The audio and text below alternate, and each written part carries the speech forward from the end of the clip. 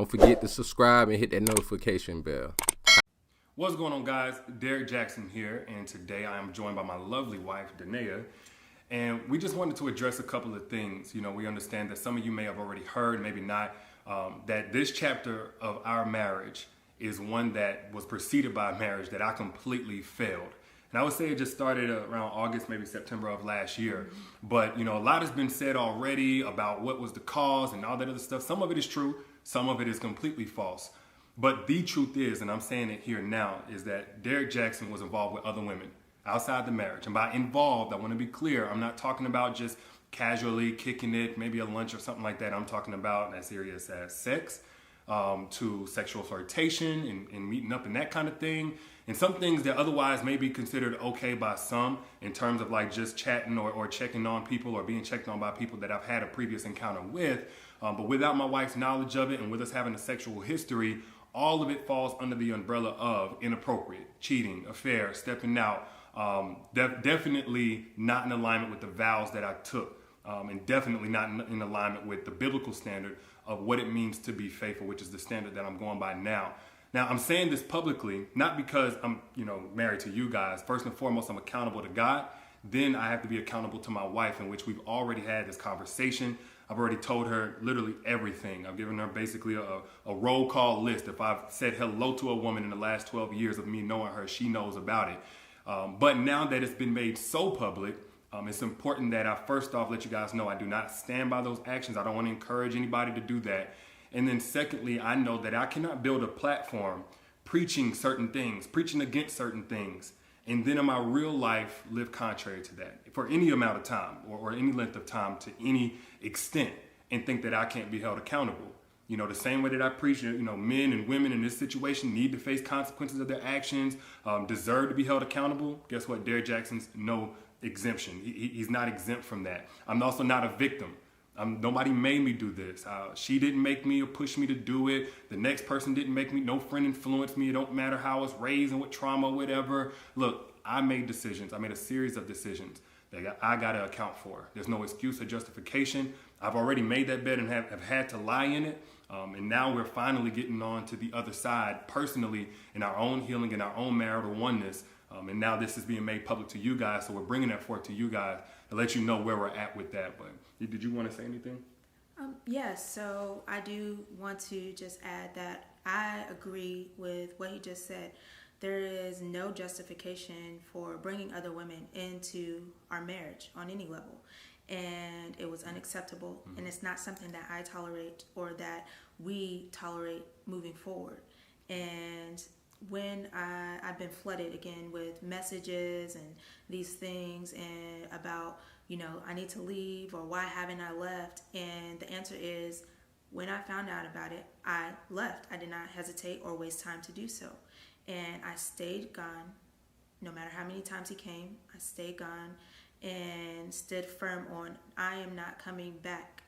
And I did not come back until I seen a shift and a change in his mentality, in how he carried himself, in how he presented himself, and conversations that we were able to have that we had never been able to have in just 12 years of knowing each other.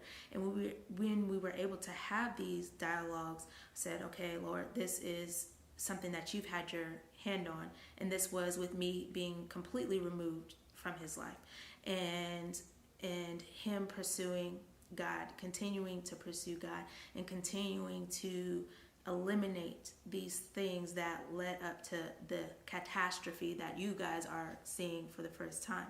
So there's nothing out there right now that is information that I don't already know about or haven't known about. And so this is not something that is new. We have moved forward from it. We have gotten counsel for it and continue to do so. He is still continuing to pursue God and continuing to seek guidance and wise counsel from men of God. And that is what I needed for the continuation of me being present and in this marriage, and to stand by his side. So today, where I'm at is at peace, and I proudly stand by his side, and I have no hesitation, I have no hurt, no shame about that. And it's only because of the grace of God and the mercy of God. And we have already turned a new chapter in this story. We are continuing to move forward, and we are just now sharing that with you all. And I forgave him, and most importantly, God has first forgiven him, and I also forgive the others as well. And with that, we are free and moving forward. So absolutely, that's all I have. Yeah. And I get it. Some of y'all, like, this may come as a huge shock, probably a huge disappointment. I let a lot of you down. If you've had a perspective shift on who Derrick is, hopefully it's away from anything remotely close to perfection. And it is simply that, I am a human, and that does not justify anything that I did. But I don't want anybody out there to be putting me on a pedestal. If you did, then I hate that you did that. Maybe I gave you cause for that, and I apologize if I did.